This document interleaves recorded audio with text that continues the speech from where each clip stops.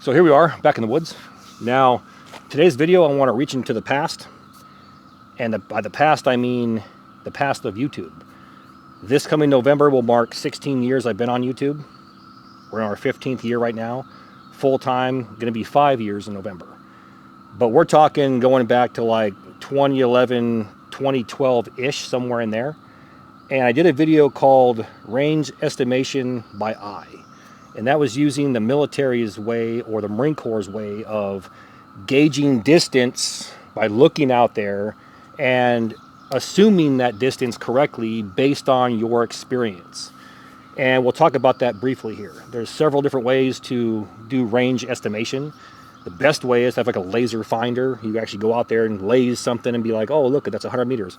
And then you're accurate. You're 100% accurate, and you know that's what it is as a bird flies from you to that object. The problem is you have to be able to see that object, okay? The next way is on a map. If you have a map, you can take a protractor and actually move it and go, okay, count 1, 2, 3, that's 500 meters to that spot. And it works out beautifully. But if you don't have any way to laze something, rangefinder, or any type of map, how do you do that? Well, that's where range estimation by eye comes into play. Now, we're leaving all military tactics out. We're not out there shooting, moving, and communicating. We're not going out there snooping and pooping, looking for Charlie. We want to know the distance of something without having to walk to it. So think of it like this. If I look out and I see a tower in the distance, I think that's 1,000 meters away. How do I confirm that? I have a pace count and I walk to it and go, oh, look, it was 980. I was close. Or, whoa, it's 500. I was way off. What's the problem? You had to walk to it, right? So why not try to estimate something or give an educated guess on the distance of an object, mountain range, lake, stream, water tower, things like that, without having to walk to them, so you can decide, hey, that's too far, I want to go over here first, save calories. So with that mindset, let's go ahead and break down range estimation by eye and talk about exactly what you need in order to do that. All right, before we get too far down the trail, the Etsy store is open. Once again, the Etsy store is open. And what do we got this week? Now, last week I announced that it was going to be the final run for the Corporals Corner cold handle skillet and the Corporals Corner folding cold handle skillet. But I checked the warehouse and we had enough material for between 60 and 100. Now, I say between 60 and 100 because I honestly don't know how many of each, but I know there's between 60 and 100 parts in there. So it might be 30 of one and 70 of the other, or 60-40 or 50-50. I don't know. So the plan is to release those right now. I'll make them this week and get them out as soon as I can. So those that missed last week's drop, this is your final chance to grab the Corporals Corner cold handle skillet and the Corporals Corner folding cold handle skillet. Jump on them because these are being discontinued this week. We're making room for something else, and I'll show you that in an upcoming video. But right now, if you missed the drop and you want to grab these or both of them, get on it. 100 are dropping right now. Please get rid of them. I don't want to look at them. I have no need for them. We're moving on to bigger and better things. So, once again, the Etsy store link is in my video description box. Jump on it and get these bad boys sold out.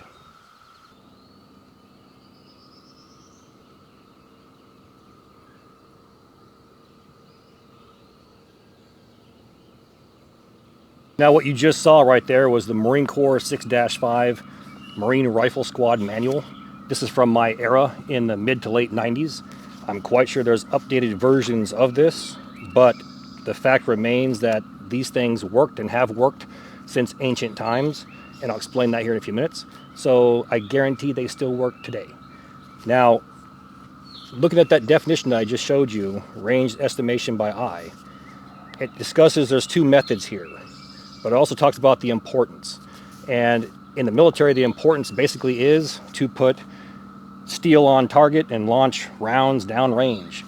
Think of it like this. We have a big open field, and I'll show you another field here in a minute. And there's different areas. Like say there's a tree over here. There's a row of like, say, a forest or stumps or rocks over here. Those are all danger zones. Enemy could be hiding behind those. So it's smart to know the distance between you and your target to those rock piles, to that tree over there. So just in case if some enemy snipers or someone was in those areas, you can adjust your mortars or your fire and effectively hit that area and then adjust to a different spot. Now, I mentioned this has been done since ancient times. So think of a movie, well, there's several movies, but one that comes to mind is Kingdom of Heaven.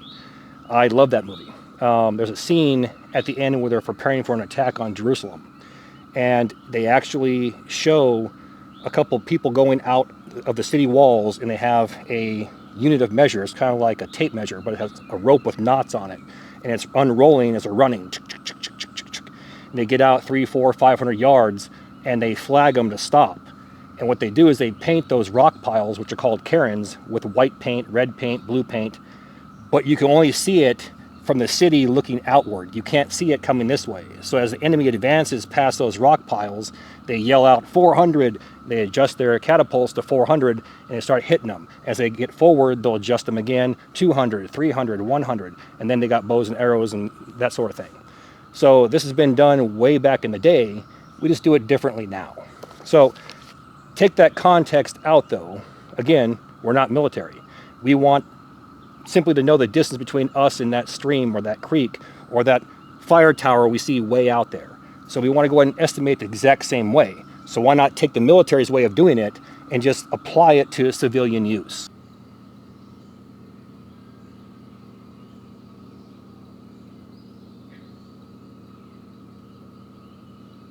There's two ways to do range estimation by eye. The first one is mental unit of measure, and the second one is the appearance of objects. Let's go ahead and talk about the mental unit of measure. Simplified, all you got to do is take 100 meters, or in our case, 100 yards in America, and use that with something that you're familiar with. Well, in America, every single high school has what? A football field. Goalpost to goalpost is 100 yards. So keeping that perspective, if I were to walk 100 yards, I know at the end of that goalpost, I can turn around and look and see the size of what a human being looks like at 100 yards. Or if I see a vehicle parked over there, or what, a golf cart parked right there, I can visualize that in my mind. At 100 yards, it looks like this. Now, I can take that distance and say if a human being is this size when I'm looking at him, at 200 yards, he should be this size. At 300, he'll be this size. And so on and so forth. So you can visualize distance or guesstimate by saying goalpost to goalpost, goalpost to goalpost. That's approximately 300 meters, and so on and so forth.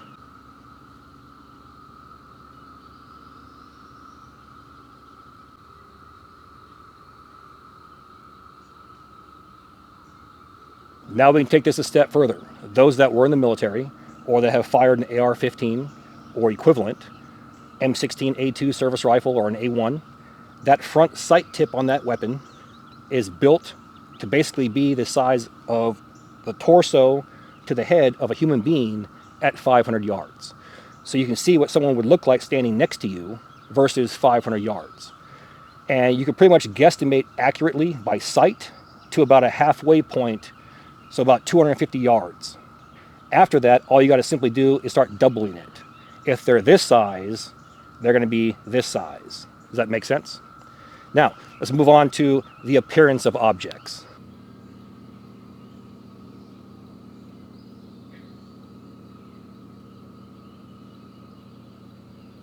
And to be brutally honest, we've already covered that in the first section of mental unit of measure, which was simply visualizing a 100-yard distance. And I went on to talk about what objects look at that 100 yards. So that's exactly what the appearance of objects actually is. But how do you do that? You got to go out, take a tape measure, measure 100 yards, place your vehicle at the end of that, turn around and look at it. Have a friend of yours stand there, turn around and look at them, and then double that. Tape off another 100, look at it. Tape another 100 off, look at it.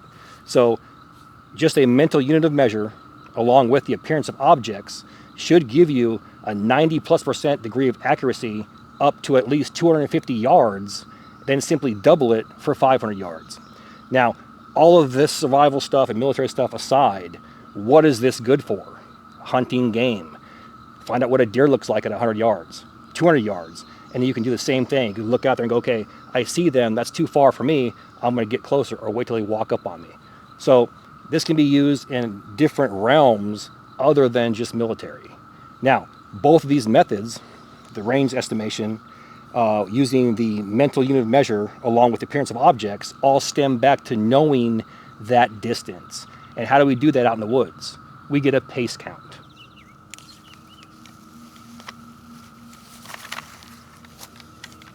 Before I forget, this is important, this popped in my head a few days ago, well, about a week and a half ago, and I got thinking about some stuff, and I thought, you know what, why not ask the YouTube subscribers? So those of you that watch my channel religiously, if you know anybody, a friend, a close relative, a high school buddy, a friend of the family, somebody who works for Facebook or YouTube, do me a favor and hit me up in the comment section. I'm looking to get a meeting with somebody or actually just get an email contact, because contacting these people is virtually impossible.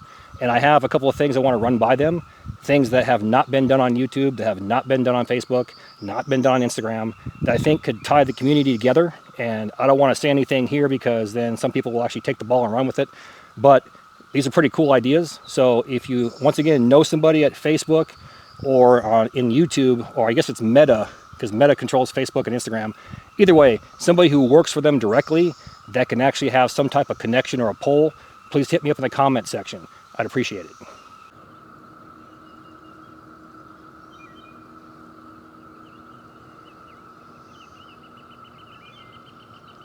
Now, like we talked about, in order for range estimation by eye to be effective, you have to know your pace count.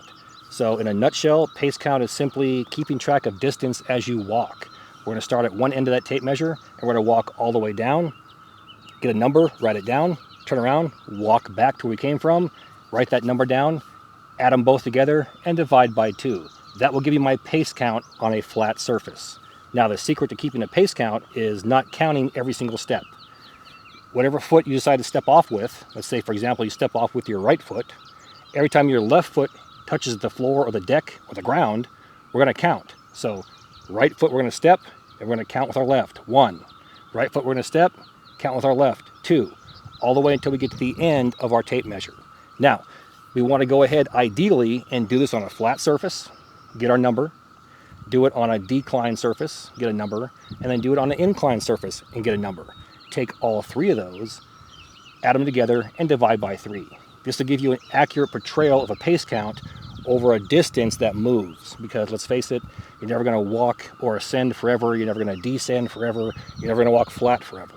However, for this example today, we're going to get a flat pace count, and that's all we're going to do. Now, like we mentioned, I'm going to start off with my feet shoulder width apart. I'm going to walk the distance of this tape measure. We're going to step off with my right foot and count every single time my left foot touches the grass. 1, 2, 3, 4, 60, 61, 62, 63, and 64. 64 paces at 100 yards. So to this point right here, we had 64 paces. I walked back, we had 65. So round up or round down, take 64 or 65. You can't take a half and just hover like this. You have to either step or not. So let's just say 64. Now let's talk about some basic math. There's approximately 328 feet per 100 yards and 36 inches per yard and around 39 inches and change for a meter. So either pick meters or pick yards, whichever one you pick, stick with it. Now, we can go way more in depth into pace count. If you want to do that, go to YouTube search, type in Corporals Corner pace count. You're going to find 4 or 5 or 6 videos showing everything and breaking it down and going uphill and downhill like we talked about and doing all kinds of crazy stuff. So go ahead and check those out. Now, how does that apply here? Like we discussed, we don't want to have to walk a distance to get the distance. We want to estimate that distance. Now, knowing what a tree looks like or knowing what a rock pile looks like at 100 yards away, I can now take half of that and go, if that same type of tree, 2 pine trees, one's this big, one looks half that size, that must be another 100 meters or yards from where I wanted to go. So back here, I can go, that's 100 meters, this must be 200 meters. And that's how you gauge distance. Have your pace count, walk that distance, see what that object looks like, and then in the future, you can draw from those experiences. Think of that football field. Same idea, goalpost, goalpost. I know what that goalpost looks like at 100 meters. Walk 100 meters that way, look at that goalpost. Now it's going to be half that size, and so on and so forth. Now let's go ahead and apply this to the appearance of objects. So looking at this open area right here, the big tree on the left, right there, that's our 100 yards or 100 meters, whichever one you prefer. Give or take, it's right in the same area. That's our tree that we walk to. Now to gauge distance, looking over here, we see another tree right there. That tree is the exact same size as this tree. But looking at it, it appears to be half the size. Let's zoom in and check it out. And there you go. The tree on the right appears to be half the size of the tree on the left. So I can look at that and give my best educated guess and say, that's an additional 100 yards or 100 meters from the first tree that I walked to. Meaning from the point that we're standing at right now, that's 200 yards away, or 200 meters. From where we're standing right now to that first tree gives us our mental unit of measure, that 100 yards or 100 meter distance. And we went ahead and doubled it to that next tree. And I know it's exactly 100 meters because I went ahead and measured it off. So now let's add the appearance of objects, a person and a vehicle.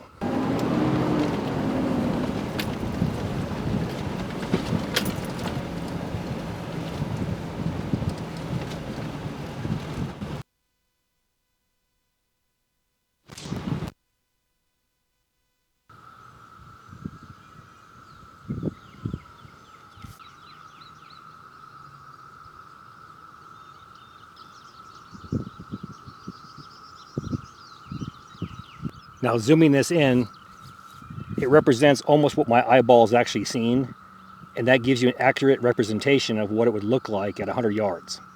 Let's go ahead and move it over here to that second tree at 200 yards.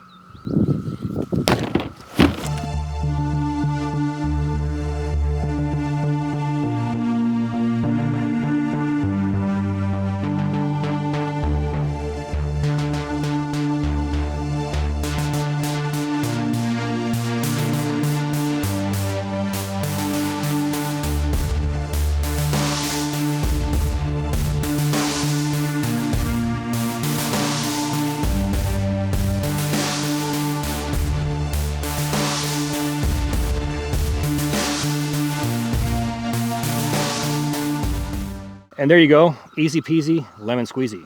But I guarantee people have questions. So here's the simple way to do this or navigate through this. Put all the outside BS aside. You're not gonna be out there stalking people. You're not gonna be out there shooting at vehicles. So how can we apply this in a real world scenario? One, you're out there hiking, camping, bushcrafting, survivaling, and you were to get lost, or you're practicing land navigation. You can simply apply these methods and accurately gauge distance without having to walk it.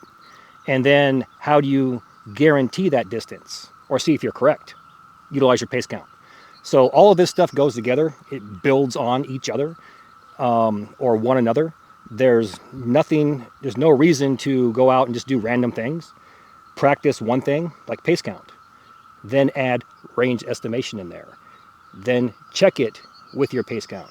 Kind of like old school math. You know, you get your equation, do the whole thing, and then you prove it at the end. In the end, how you check it, it should be the exact same as the beginning.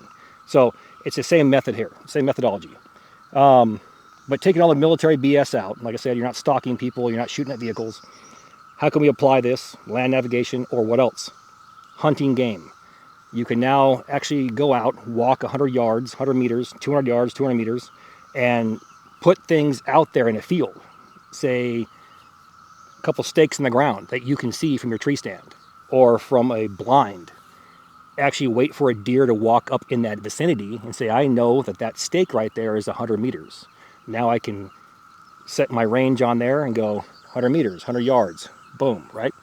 And so on and so forth. And you can do that by a pace count and accurately gauging the distance through the appearance of objects. So how do you do that? Go out and buy one of those fake deer, stick it out there, walk away 100 yards, and you know what it looks like at 100 yards. You know what it looks like at 200 yards, and so on and so forth.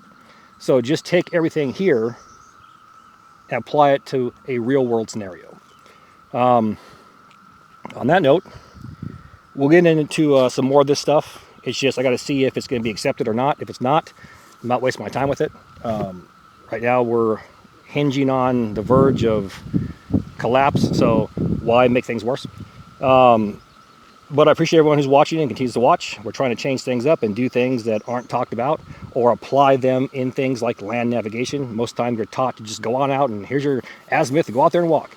You're walking a pace count. Well, how do you accurately assess where you're going to go before you go? And if you think about it, a smart person would want to go, I have no map, but I'm heading in that direction. How far do I think I need to walk to get over that hill or get to the base of that mountain or to that fire tower I see in the distance? You might want to guesstimate that first and with some degree of accuracy before you just head on out in the trail and wonder why you drop dead from dehydration, right? So something to think about. But other than that, don't forget you have those 100 skillets that are dropping right now. Those are in there. That was a leftover. Please get rid of those, because that way next week we can drop something new and you're going to love it. Yeah, this is something that, once again, no one's done, and I think it'd be worth it. So please get rid of those. They're dropped right now. That link is in my video description box to my Etsy store. Click it and get them while you can. On that note, let's get out of here. With that, all the gear in my videos can be found in 2 places. One, my Amazon affiliate page, and 2, my Etsy store. Both links are found inside my video description box. Now, please do me that favor. Hit that like and subscribe button, then ring that notification bell. Once you ring that bell, please select all notifications. And as always, thank you for your comments, views, and support. Thanks for watching. Be down in the field, have some fun. I'm going to catch you next time.